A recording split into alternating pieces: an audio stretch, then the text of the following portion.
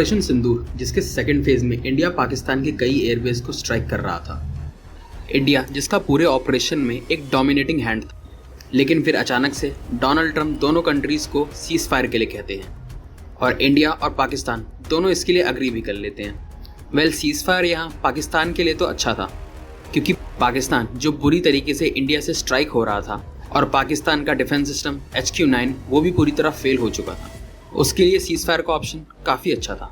But India जिसका upper hand था और जो कि पाकिस्तान ऑक्यूपाइड कश्मीर को भी कवर करने के लिए अपनी पूरी प्लानिंग कर रहा था, अचानक से ऐसा क्या हुआ कि दोनों कंट्रीज़ को सीज फायर के लिए अग्री करना पड़ा।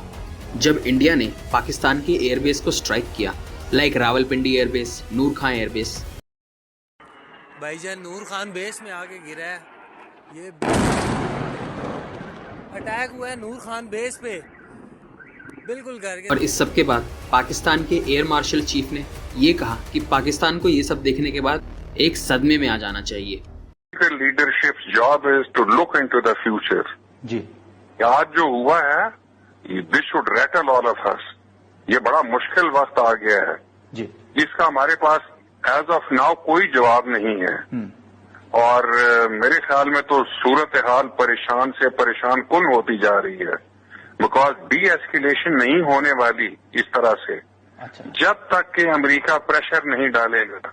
और उनके एयर मार्शल चीफ की ये स्टेटमेंट सुनने के बाद ये क्लियर था कि इंडिया इस पूरे ऑपरेशन में डोमिनेट कर रहा था, और यूएस जो इस पूरे ऑपरेशन के दौरान ये कह रहा था कि India Pakistan war is none of their business, ये कहने के बाद भी अपनी स्टेटमेंट से एक पूरा यू टर्न लेना और सीधा सीज फायर के लिए कहना, ये साफ साफ दिखा रहा था कि कुछ ऐसा मेजर हुआ है जो इस वॉर को एक नेक्स्ट लेवल तक एस्केलेट कर सकता है, और नेक्स्ट लेवल यानी एक न्यूक्लियर लेवल तक। और जब दोनों कंट्रीज़ ने सीज फायर के लिए अग्री किया, तब डोनाल्ड ट्रंप की एक ट्वीट आती है कि दोनों कंट्रीज़ ने काफ़ी इंटेलिजेंस और मैच्योरिटी दिखाई है इस वॉर में सीज फायर के लिए अग्री करने के लिए, वरना मिलियंस ऑफ पीपल्स की जान खतरे में थी। उनकी ये स्टेटमेंट एक न्यूक्लियर वॉर की तरफ ही इशारा कर रही थी। बट डोनाल्ड ट्रंप एक ऐसे प्रेसिडेंट हैं जो कई बार अपनी तारीफ में कुछ ज़्यादा ही बोल जाते हैं, इसलिए सिर्फ उनकी एक स्टेटमेंट से ये नहीं माना जा सकता कि ये वॉर न्यूक्लियर तक एस्केलेट हो रही थी। लेकिन फिर कुछ ऐसी न्यूज़ भी आने लगी कि इंडिया ने पाकिस्तान के नूर खान एयरबेस, जो कि इस्लामाबाद के करीब था, उसे डैमेज किया, जिसके पास पाकिस्तान का nuclear command and control facilities भी थी।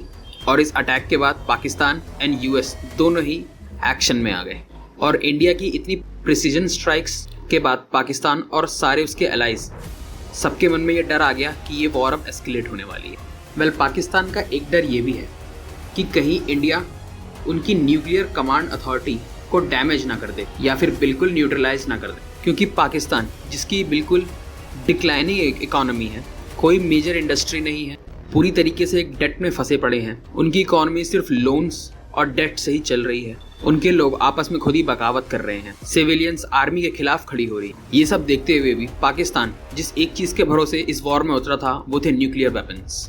पाकिस्तान जानता था कि अगर ये वॉर एक ऐसे मोड़ पे आई जिस मोड़ पे पाकिस्तान को हारना पड़ रहा हो, तो वो न्यूक्लियर की धमकी देके इस वॉर को रोक सकते हैं। बट इंडिया की इस प्रिसीजन स्ट्राइक्स जो उनकी न्यूक्लियर कमांड अथॉरिटी के पास हुई, इससे पाकिस्तान डर गया कि कहीं इंडिया जो उनका एक चारा न्यूक्लियर वेपन है उसको भी ख़त्म ना कर दे।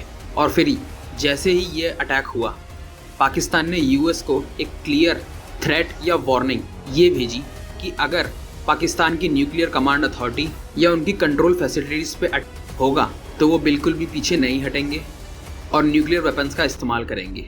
और एक धमकी ये भी दी कि अगर ये वेपन्स जो टेरर ऑर्गेनाइजेशन पाकिस्तान में है, लश्कर तोयबा और जैश-ए मोहम्मद, उनके हाथ लग गए तो पाकिस्तान उनकी कोई जिम्मेदारी नहीं लेगा। ये सब सुनने के बाद यूएस ऑफिशियल सीधा एक्शन में आ गए और इस वॉर में एक सीज फायर के लिए इंडिया से बात करने लग गए, और इंडिया ने भी समझदारी दिखाते हुए इस वॉर को रोकना ही ठीक समझा।